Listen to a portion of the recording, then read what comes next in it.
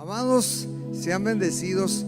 Hoy me gustaría compartirles a todos ustedes algo diferente, pero bien necesario para nuestro ministerio. Se trata de que he sentido en mi corazón poner mucho énfasis en que también se vigile la enseñanza en nuestro ministerio. Gracias a los que están apoyándonos en el Instituto Dar Clases, y me gustaría hoy darles algunos puntos importantes para dar mejores clases. Me gustaría también decirles sobre todo la importancia por qué debemos de enseñar, no solamente predicar. En nuestras iglesias predicamos, pero yo te pregunto si en tu iglesia también hay estudios bíblicos, tiempo de sentarse a escudriñar la escritura, a pensar en los conceptos que están en la Biblia. ¿Sabes? Muchas cosas tú has sido libre por la predicación, pero muchas otras cosas has sido libre por una enseñanza. Fíjate, ponte a pensar que hasta que una persona te explicó sentado en un sillón o en un lugar de discipulado o en el salón de clases del instituto o en un estudio bíblico de hombres, de mujeres, de escuela dominical, en la enseñanza Dios te abrió el entendimiento. Hay cosas que nuestro corazón ocupa sentir, pero también hay cosas que nuestra mente ocupa entender. Por eso ocupa la predicación y la enseñanza, ¿de acuerdo? Hay cosas que tu corazón ocupa creer y se va a llenar con esa llenura del Señor, con la fe. Eso es del corazón. Pero hay cosas también que te van a ayudar a caminar en la victoria de Cristo plenamente, conforme entiendes, comprendes, analizas la verdad de la palabra de Dios. Dale un fuerte aplauso al Señor. Y hoy quiero comenzar con este importante tema, para que Dios nos ayude a mejorar nuestro ministerio. Estás aquí porque te invitaron como un líder, o porque definitivamente eres un pastor o un maestro de la palabra de Dios en nuestro ministerio, en el instituto también, etcétera, etcétera, etcétera. ¿Cómo está tu vida de enseñanza? Hoy preguntó alguien aquí que si estamos leyendo suficientemente la Biblia. ¿Saben una cosa que yo no quiero negociar en mi vida? Por más ocupaciones que tenga, y vaya que tengo ocupaciones, hermanos, yo no negocio mi tiempo con la palabra de Dios. Mi esposa sabe, le voy a llamar de testigo aquí enfrente, no es cierto, pastora, pero sabe que me levanto antes que todos en la casa a las 5 de la mañana a orar. Los varones de nuestra iglesia nos conectamos por ahí, no se conectan todos todo el tiempo, pero nos conectamos temprano. Aún antes de conectarnos, yo siempre a las 5 me levanto en oración, y a las 6, a las 8, mínimo 2 horas, a veces al día, son 4 o 5 horas que le dedico al estudio y a la lectura de la palabra de Dios. Yo no sé, es mi dosis diaria. Yo no puedo vivir sin esa, iba a decir sin esa droga, sin esa dosis, ese alimento a mi corazón. Yo quiero ser como los apóstoles que en el libro de Hechos, capítulo 1 y versículos del 1 al 6, cuando se dieron cuenta que había problemas en la congregación de murmuraciones, pues la iglesia había crecido y había que organizar, pero ellos fueron bien firmes y dijeron: no es justo que nosotros dejemos la palabra de Dios para servir a las mesas. Busquen entre ustedes varones llenos de sabiduría, llenos del Espíritu Santo, a quienes encarguemos este trabajo, y nosotros, los líderes, los ministros, los pastores, persistiremos en la oración y en el ministerio de la palabra. Pastores, líderes, no negocien su tiempo en la palabra. Un versículo aquí y allá que te sale en las redes sociales no es suficiente. Un pequeño pensamiento o devocional en audio no es suficiente contra la guerra espiritual que hay contra tu vida. Necesitas más dosis de la palabra de Dios, y mucho lo vas a conseguir escuchando predicaciones y haciendo predicaciones para los demás, y mucho también lo vas a lograr estudiando la palabra, escuchando estudios de la palabra, metiéndote en la palabra, analizando los pasajes bien, comprendiendo la verdad de Dios y transmitiéndola a otros. Hoy quiero decirte que para nuestro ministerio siempre ha sido muy importante la enseñanza. No te pierdas, y bueno, saca tu Biblia o tu celular, voy a buscar ahí unos versículos que también nos van a ayudar los chicos de multimedia para esto que quiero compartirles hoy. Pero para nuestro ministerio siempre fue muy importante desde un principio la enseñanza. Por eso tenemos reuniones de avivamiento, reuniones regulares, pero también tenemos un instituto bíblico. Hacemos libros, publicamos estudios, hacemos cursos, hacemos capacitaciones, porque es importante el estudio de la palabra de Dios. Ve conmigo, por favor, a lo que nos dice como ministros el apóstol Pablo en 1 de Timoteo 4:12.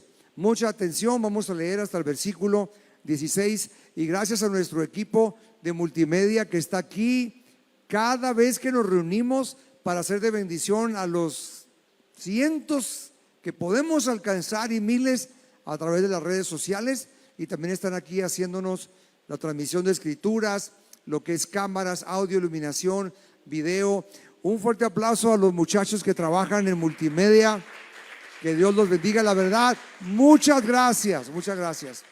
1 Timoteo 4:12 dice la palabra de Dios. Es el apóstol Pablo enseñando a Timoteo a pastorear. Fíjate lo que le dice acerca de la iglesia. Ninguno tenga en poco tu juventud, sino sé ejemplo de los creyentes en palabra, en conducta, en amor, en espíritu, fe y pureza. Versículo 13, muy importante. Entre tanto que voy, ocúpate en la lectura, la exhortación y la enseñanza. Ocúpate en la lectura, la exhortación y la enseñanza. Versículo 14, no descuides el don de Dios que hay en ti, que te fue dado mediante profecía con la imposición de las manos del presbiterio o del grupo de los presbíteros. Que hacer presbiterio es juntarnos varios ministros y orar, ministrar a los demás hasta que caiga la palabra profética. Eso es presbiterio. Versículo 15, ocúpate en estas cosas. ¿Ves? Ocúpate en la lectura, la exhortación y la enseñanza. Ministros, líderes, prediquen la palabra, pero enseñen también la palabra. En un momento voy a explicar la diferencia. Ocúpate en estas cosas, permanece en ellas para que tu aprovechamiento, ¿ves? Va a haber mayor fruto, vas a hacer mayores logros, vas a producir más crecimiento en gracia en los creyentes si te ocupas en la lectura, en la exhortación y en la enseñanza. Pastores que nos están viendo por ahí también en las redes sociales y en video, enseñen la palabra. Siéntense en algo más tranquilo que la exuberante predicación. En la predicación uno corre para acá, se mueve. Cualquier pastor en la predicación se hace evangelista, ¿verdad? Corre para acá y se mueve porque la unción de predicación es diferente a la unción de enseñanza. Eche mano de las dos, ocúpese en ellas. Enseñar es, a ver, hermanos, abran su Biblia, abran su escritura. Les voy a explicar bien para que entiendan la palabra. Mire, en la predicación a veces usted le dice un versículo a la gente y la gente dice amén, sienten el impacto de la verdad, pero a veces no le entienden el versículo. Pero cuando el predicador dice, ¿verdad que sí, hermano? Amén, amén. Sienten que es la verdad, confían que el pastor le está diciendo la verdad y dicen amén. Y pregúntale, ¿qué significa ese versículo? No lo entiendo, pero sí creo, pastor. Es diferente creer que entender, y Dios quiere que nuestro pueblo tenga las dos cosas, que crean la palabra pero entienda la palabra. Por eso ocúpate en la lectura, la exhortación y la enseñanza. Y tu aprovechamiento, el aprovechamiento tuyo como pastor, el aprovechamiento de fruto de tu iglesia, la eficacia en hacer discípulos va a ser manifiesta a todos. Ten cuidado de ti mismo, dice el versículo 16, y de la doctrina. La palabra doctrina es lo mismo que enseñanza. Doctrinar es enseñar. En nuestra versión 60 se tradujo en algunos momentos como doctrina o como enseñanza. En el original es la misma palabra, doctrina o enseñanza. Persiste en ello, persiste, hazlo una y otra vez, hazlo otra vez, pues haciendo esto te salvarás a ti mismo y a los que te oyeren. Qué importante exhortación a los líderes. Amados, busquen enseñanza para ustedes, no solo predicación, y también impartan enseñanza para ustedes. Son dos cosas muy diferentes. Mire, yo aquí en la congregación trato en mis predicaciones de hacer prédica y en ocasiones meto algún estudio, le doy un toque de predicación, pero les digo, anoten, punto 1, punto 2, punto 3. Nuestra mente le gusta que esté organizada la información. En la predicación a veces no se puede organizar mucho la información. La predicación hace que la persona sienta, se vaya tocada por el Señor, pero se puede desvanecer lo que siente. Pero la mente puede recordar datos cuando fueron explicados claramente. Que no nos gane el enemigo por el lado de que nuestro pueblo se le olvide lo que sintió. Y que le pregunten a nuestros miembros de iglesia: hermano, ¿te gozaste en la prédica? Oh, sí, estuvo bien tremendo. ¿De qué se trató? No me acuerdo, pero que sintió la gloria, vaya que se sintió. Pero mientras tú no lo miras durante la semana, o si son faltones, pues nomás van una vez al mes, algunas personas, mínimo dales palabra explicada que se quede grabada en su mente y que pueda usar el Espíritu Santo para transformar y para darles crecimiento. Ve conmigo a Mateo 9:35. Les voy a leer varios versículos para explicar qué queremos decir. El ministerio de Jesús consistía en tres cosas muy importantes: predicación, explicación y demostración. Ve conmigo Mateo 9:35. ¿Cómo era el ministerio de Cristo y cómo ganó multitudes? ¿Cómo Jesús hacía para ganar multitudes? Dice lo siguiente. Solo este versículo tiene mucho que sacar, pero me voy a ir nada más a los puntos claves. Recorría Jesús todas las ciudades y aldeas, enseñando en las sinagogas de ellos. Sabes, en la sinagoga eran lugares silencios. No era el templo donde había músicos, danza. Eso era el templo únicamente en Jerusalén. Desde el tiempo que antes que se construyera un templo, en el tiempo de David se hizo un tabernáculo. El tabernáculo de David, a diferencia del tabernáculo de Moisés, que fue el primero, en el de David hubo cantores, hubo instrumentos de música, címbalo resonante y salmos. Todo eso persistió hasta el tiempo de Jesús. En el tiempo de Jesús ya no estaba, por supuesto, el tabernáculo de Moisés en el lugar donde se edificó en Jerusalén, ni tampoco, perdón, ese fue en el desierto, ni tampoco el que hizo David en Jerusalén, ni tampoco estaba el de Salomón porque había sido destruido. Estaba el templo de Herodes. Fueron varios templos. En el tiempo de Jesús, el templo de Herodes era un templo muy hermoso que se había construido con un amplio espacio para los sacerdotes, los sacrificios y la alabanza y la adoración. Pero en los pueblos, en las ciudades, en las aldeas, había construcciones pequeñas que se llamaban sinagogas. Cabían las familias de la comunidad. Allí donde estaban unas bibliotecas grandes que tenían rollos con las escrituras, el rollo de Isaías, el rollo de Jeremías, esos clásicos libros antiguos escritos en piel que se les daba vuelta como un rollo como tal, y ahí se leían las escrituras. Esos lugares no había música, eran silencios. Era que se sentaban todos a escuchar una explicación de la palabra de Dios. Entonces Jesús recorría, dice, enseñando en las sinagogas y predicando el evangelio del reino. Lo predicaba, es decir, lo proclamaba en las afueras de la sinagoga. En cualquier lugar es bueno para predicar. Si era en la calle, si era conviviendo con la gente, estaba predicando el mensaje, anunciando: el reino ha llegado, arrepiéntanse. Pero también entraba en las sinagogas y ponía a la gente a analizar la verdad y la explicaba. Y también tenía demostración, sanando toda enfermedad y toda dolencia en el pueblo. Jesús le gustaba enseñar con la prueba, porque la gente se cansa de letra. La gente necesita ver la prueba del poder de Dios. A mucha iglesia de este tiempo, lo dijo bien nuestro hermano Tomás, le falta más llenura, y no podemos descuidar la llenura, porque la iglesia sin la llenura puede tener una explicación y una predicación de la palabra, pero no tiene la demostración. ¿Qué dijo Pablo cuando fue con los corintios? Yo decidí no ir con ustedes con palabras de humana sabiduría, sino con demostración del poder de Dios, para que su fe no esté fundada en palabras, sino en el poder del Señor.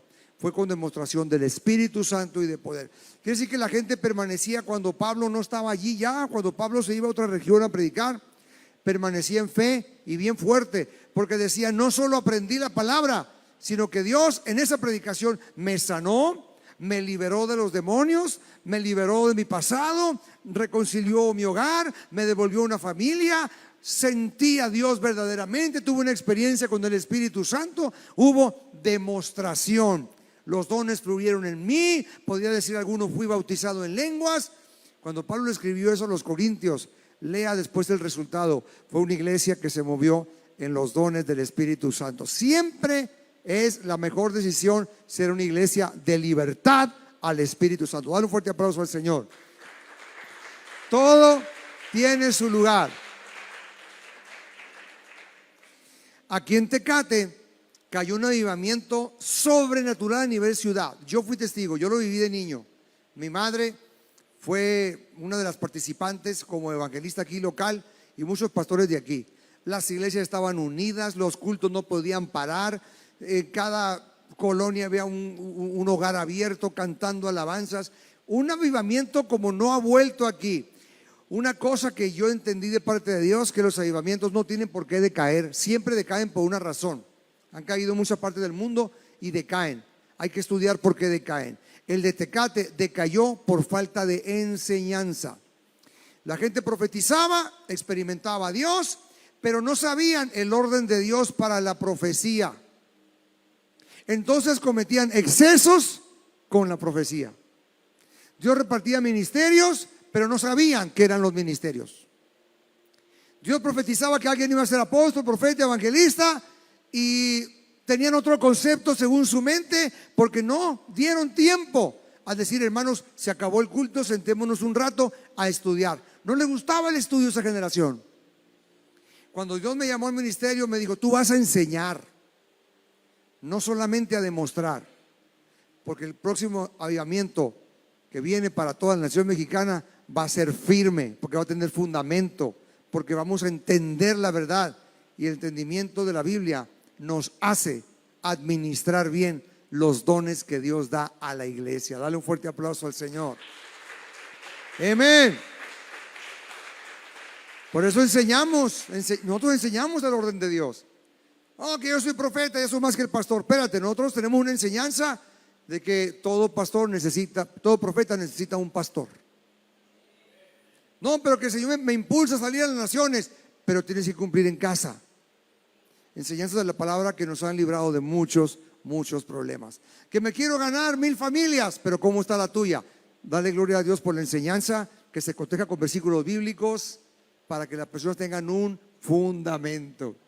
La diferencia entre la predicación y la enseñanza es la siguiente. Ya tú sabes, la predicación involucra anunciar el mensaje de Dios, que Dios inspiró. Es un anuncio. Se aplica a una situación de la vida o particular de las personas, o proclama la salvación a los que no conocen al Señor. Pero la enseñanza implica informar, amados, conocimientos bíblicos establecidos para sacar a las personas de la confusión y de la ignorancia. Dios no es Dios de confusión, sino de paz. Y la verdad os hará libres. ¿Sabes? El sábado, pastores, no falten a la reunión por Google Meet que vamos a hacer. Siempre la hacemos cada mes. Es cierto que algo de fuerza mayor pase, pero voy a enseñar a nuestros pastores que se conecten cómo abrir un instituto en su localidad, y vamos a darles alguna información práctica de cómo lo pueden hacer. Les quiero dar una buena noticia. Después de convención, donde insertamos la graduación del instituto y de capellanía, trajo un gran interés por abrir institutos bíblicos en otros lugares. Dale un fuerte aplauso a Dios. Qué bueno es Dios. Y nos han estado llamando y nos han estado preguntando, y ahí voy a explicarlo, que no quiero tomar tiempo ahora para eso, pero vamos a estructurar. Le voy a dar unos puntos sencillos, pero el sábado me gustaría que estuvieras tú ahí y puedas abrir un instituto en tu zona. Sabes, la visión de este ministerio es que cada país tenga un instituto vino y aceite, y después cada zona tenga un instituto vino y aceite, y después cada iglesia tenga un instituto vino y aceite, donde estén llevando las enseñanzas que Dios nos ha confiado a nosotros. Gracias a los que están aquí, que nos han enseñado a dar clase. Puedo ver sus manos, los que nos han ayudado a ser maestros del IDM aquí localmente. Levanten su mano. Miren nada más, un aplauso a ellos, gracias. Efren, tú también has enseñado capellanía. Tenemos también buenos maestros capellanes, ya nos están ayudando a dar el curso. Pero yo quiero darles rápido 6 leyes que se han descubierto para enseñar bien. ¿Cómo anhelo que nuestros maestros les ayudemos y los capacitemos para hacer su trabajo mejor? Porque no se trata solamente que, gracias a Dios, son bien dispuestos, yo les doy gracias a ellos. Quisiéramos apoyarles más para que sean mejores maestros, que nuestros pastores sean mejores pastores, que nuestros líderes sean mejores líderes. Sabes, atención, han descubierto los grandes pensadores cristianos que hay 6 leyes mínimo para una buena enseñanza. Mira qué interesante. La primera ley se llama la ley del profesor. Y esta ley dice lo siguiente: en el momento que el profesor deja de crecer, en ese momento deja de enseñar bien. Lo peor que puede hacer un maestro es decir: yo ya me sé el libro, ya no lo tengo que estudiar, porque ya lo conozco y no me tengo que preparar. O ya me gradué, yo ya no estudio. No, un buen maestro siempre está estudiando. Cada año que da su materia, la da mejor, se documenta mejor, escudriña mejor, la prepara mejor, porque nunca debe de dejar de crecer. Nunca deje de crecer como profesor. Segunda ley, la ley de la educación. Y esta ley dice algo muy interesante, hermanos, que a como la gente aprende, determina como yo le enseño, no al revés. A veces como maestro pienso: yo enseño así, y así tienen que aprender ustedes. Pero como las culturas cambian, las generaciones cambian, los tiempos cambian, y a veces una misma enseñanza se da en diferentes entornos, diferentes momentos de vida, el maestro también tiene que estar atento. ¿Cómo aprende la gente que yo estoy enseñando? Depende de la manera que la gente aprende a cómo yo le voy a enseñar. Entonces, fíjese qué edades está enseñando. Un ejemplo: si a usted le tocó dar Antiguo Testamento aquí en la iglesia, en la central, en nuestro instituto, el año pasado tenía puros señores de 50 para arriba. La misma materia la va a dar de una forma, y si el siguiente año son muchachos de 30 para abajo, tiene que ajustar el método, la forma que se explica, los elementos de la clase, la forma de hacer las tareas, porque como la gente aprende, determina como tú enseñas. Entonces, no seas tan cerrado de la mente y digas: así enseño yo y yo sé que estoy bien. Es más, la verdad, hermanos, tenemos que ser tan flexibles de que a veces enseñábamos de un modo hace tiempo, nosotros mismos, y tenemos que actualizarnos en la forma como enseñamos ahora. El mensaje no cambia, pero puede cambiar el método. También la ley de la actividad es importante. Número 3, la ley de la actividad dice, amados, lo siguiente, que entre más se involucre el alumno en la clase, entre más logres que sea interactivo, más se le va a pegar la enseñanza. O sea, entre más tú hablas, menos aprenden. Entre más tú los incitas a participar, a hablar, a leer la escritura, a orar por el otro, a opinar, a resolver preguntas, entre más dinámica haces tu clase, más se le va a pegar. A veces creemos que es venir a tomar nuestro libro y darles una lectura. Pues mejor darles el libro que lo lean en su casa. Hay muchos métodos y muchas maneras y tácticas que podemos utilizar para que estén todos envueltos en clase. Sabes, hace unos días capacitaba yo a uno de nuestros líderes de jóvenes y no estaban teniendo mucha respuesta en su grupo pequeño de célula.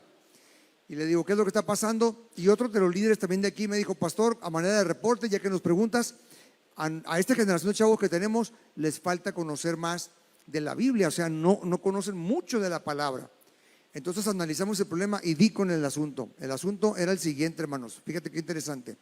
El asunto fue el siguiente, que estaban haciendo un método de compartirles la Biblia como en un salón, no tanto así pues, pero más o menos el compartirles en ese estilo la enseñanza, y no de hablar menos, y a veces compartir durante la convivencia. Le dije, amplifiquen el tiempo de la convivencia, reduzcan el tiempo, no le hacen que están leyendo la Biblia, hagan un poco más breve y den tiempo de convivencia, y ahí preguntan, y ahí hacen que el otro ore por el otro, ahí hagan que ellos descubran la escritura y pregúntales qué entendiste tú. Y saben, estoy seguro que vamos a comenzar a ver resultados. Les digo a nuestros líderes que enseñan, aquí le enseñamos en grupos pequeños, en casas, y les digo, ¿sabe qué, pastores de grupo? Hablen menos, nomás hagan la lectura y pregúntenle qué entendiste tú, porque el Espíritu Santo se mueve mientras todos están concentrados pensando. ¿Cuántos están aquí? Y luego les enseñas a llevarlo a la práctica. Esa es la ley de la actividad. 4, la ley del corazón. Esta ley dice que no vas a impactar por cuánto conocimiento tienes, sino por cuánto amor tienes. Las verdades se comunican de corazón a corazón. Es la diferencia entre ser un profesor y ser un mentor.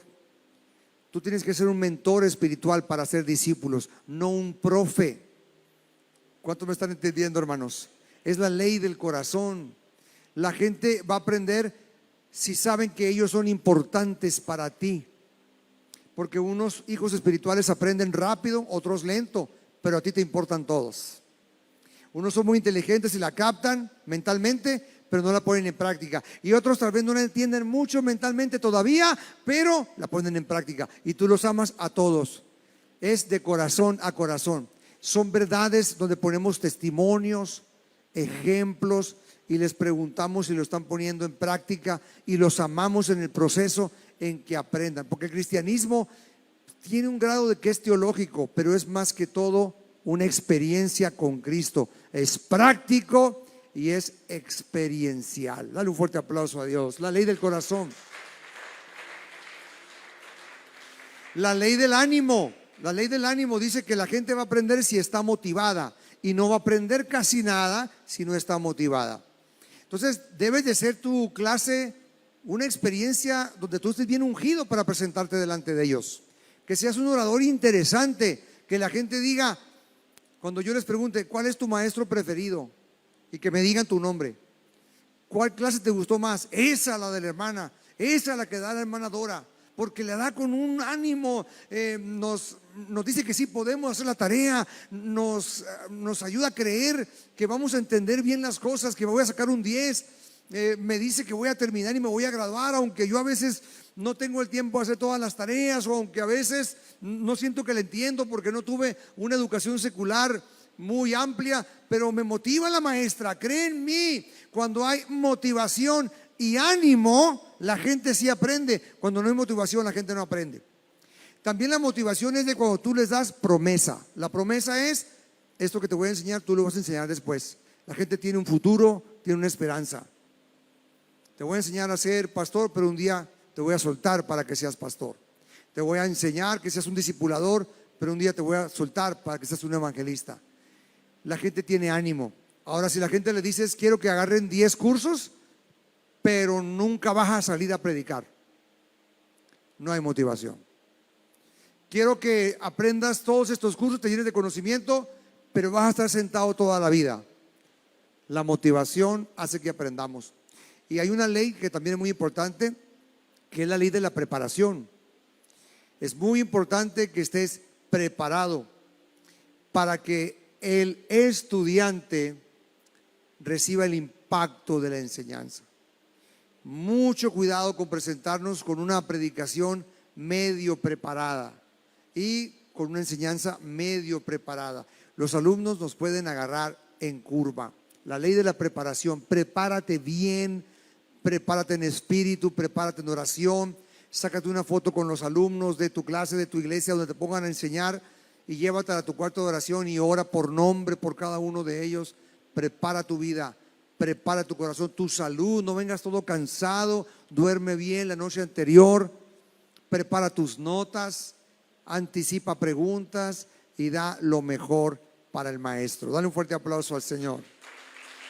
Amén. Qué importante. Por último, les quiero leer una promesa que es para ustedes, maestros, y para los que van a enseñar la palabra de aquí en adelante. Y es una promesa del último tiempo. Los que enseñen en el último tiempo serán benditos, porque van a descubrir la verdad, le van a poner sentido a la Biblia. ¿Han leído en Nehemías, donde dice que cuando Nehemías terminó de reconstruir el muro y hizo que leyeran la ley, estaban los escribas que cuando se leía la escritura la explicaban y le ponían el sentido para que la gente la entendiera? Lee esa escritura, por ahí está en el libro de Nehemías. Súper importante, súper importante. ¿Por qué, hermanos? Porque qué triste es que la gente se aprenda de memoria un versículo y no lo entienda, o lo entienda mal. Le voy a poner un ejemplo. Una ocasión un pastor me contó que le dijo otro pastor amigo: oye, hermano, ¿cómo haces para que tus hijos todos amen al Señor? Porque mis hijos no quieren nada con Cristo. Digo, pues déjame hablar con tus hijos y yo te voy a ayudar a ministrarlos. Y fue con los hijos, habló con ellos. Muchachos, ¿por qué no quieren ir a la iglesia? ¿Por qué no quieren apoyar a sus papás? Son buenos pastores. Y no querían abrir su corazón. Comieron juntos, pasaron el día conviviendo, y el pastor le vuelve a preguntar a la tarde: díganme si hay algo que tengan que corregir sus padres. Dice: hermano, es que la verdad, mi papá, cuando estábamos chicos, bien dormidos en la mañana, cada día que amanecía, con una vara nos levantaba a varazos. ¿Cómo tu papá, el pastor Jiménez? Ya lo eché de cabeza, ¿no? Decía: levántense, la Biblia dice. Y fíjate cómo interpretaba el versículo, porque hay un versículo en la Biblia que dice: el que ama a sus hijos madruga a corregirlos. Pero madruga quiere decir que desde que están chiquitos, no en la madrugada literal. No le dio el sentido al versículo. ¿Cómo que tu papá sí se levantaba con una vara? Levántense, chamacos, a leer la palabra. Vamos, puro balazo. No, pues no queremos ir a la iglesia nosotros. Entonces llamó al papá. El que ocupaba corrección era el papá, era el pastor. Dale un fuerte aplauso al Señor. Porque no le dio el sentido. Hay que darle el sentido. Ya encontré el versículo, Nehemías 8:8. Yo se los leo. Y leían en el libro de la ley de Dios claramente y ponían el sentido, de modo que entendiesen la lectura. No asumas, pastor, que tu iglesia entiende la lectura. Date tiempo de vez en cuando de explicar la escritura. Les voy a leer una promesa y con eso termino y hago una oración por ustedes, que es para los que en este tiempo enseñen la palabra. Muy hermosa escritura. 3 versículos de Daniel capítulo 12. Abran conmigo Daniel 12 del 1 al 3. Daniel 12 del 1 al 3. A partir de ahora, siento de vez en cuando en el ministerio hacer énfasis en la enseñanza nuevamente. La enseñanza, buenos estudios, buenas enseñanzas, buenos seminarios en la iglesia local, etcétera. Capacitaciones para líderes y pastores, institutos, etcétera. Lee conmigo Daniel 12:1. ¿Cuántos ya lo encontraron? Dice así: en aquel tiempo, está hablando, fíjate, el profeta, la revelación que le fue dada para el último tiempo. Y yo creo que estamos en los últimos tiempos. En aquel tiempo se levantará Miguel, el gran príncipe que está de parte de los hijos de tu pueblo, y será tiempo de angustia. Está hablando de la gran tribulación, cual nunca fue desde que hubo gente hasta entonces. Sí, está hablando del tiempo del fin. Pero en aquel tiempo será libertado tu pueblo, todos los que se hallen escritos en el libro. Y si habla del último tiempo, porque el versículo 2 habla de la resurrección de los muertos. Dice Daniel 12:2: y muchos de los que duermen en el polvo de la tierra serán despertados, unos para vida eterna y otros para vergüenza y confusión perpetua. Los de la otra resurrección para condenación después del milenio. Y dice Daniel 12:3: los entendidos, wow, resplandecerán como el resplandor del firmamento.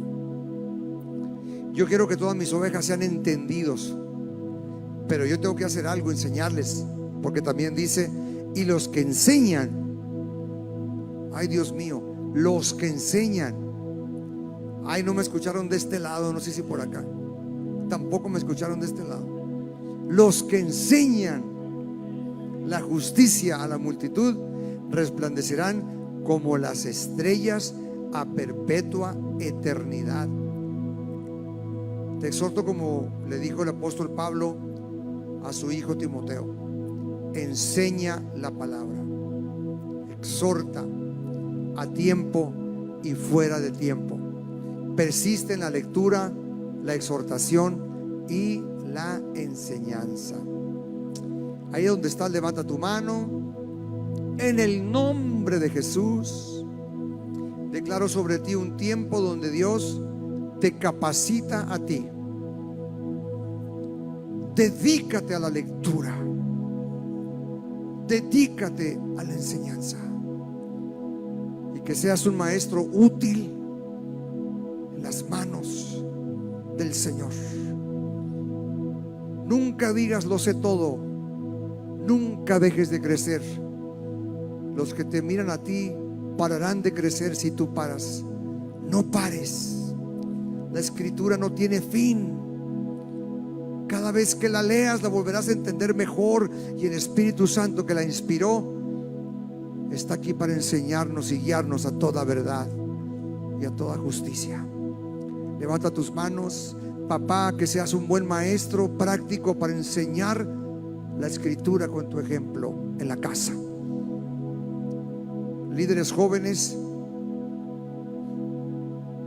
que Dios les unja en esta noche y comience un nuevo tiempo de ser instrumentos de gran provecho en el reino. Les bendecimos, serán los mejores maestros.